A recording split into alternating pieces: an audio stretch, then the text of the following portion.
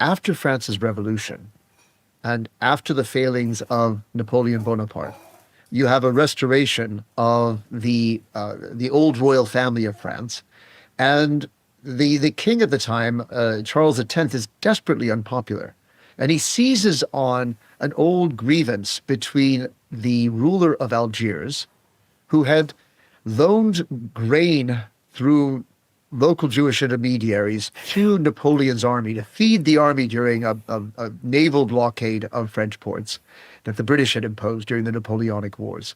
And this debt had gone unpaid from the early 1800s until the 1820s.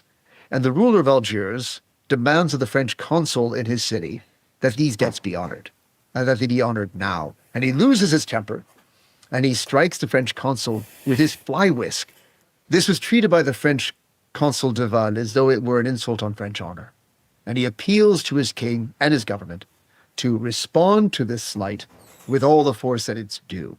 And that little note sits from 1827 until declining popularity of the Bourbon monarchy leads the desperate king, Charles X, and his foreign minister, de Polignac, to dream up a distraction through glorious wars of conquest against former Roman imperial lands of North Africa, justified in terms of redeeming French honor over this fly whisk incident. And what followed was an accidental occupation that was meant to be a takeover of just the city of Algiers, and drew the French in deeper and deeper until basically you would have 132 years of French outright colonization in which Algeria, not just a colony, would be annexed to metropolitan France.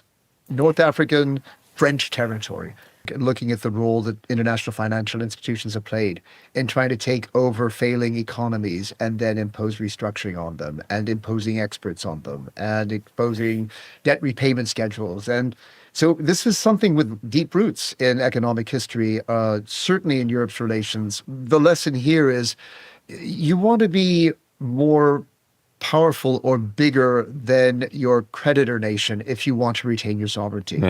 You know, the example of Saddam Hussein in Kuwait, or even of Algiers and Egypt, is if you're the smaller party, don't lend to a bigger party.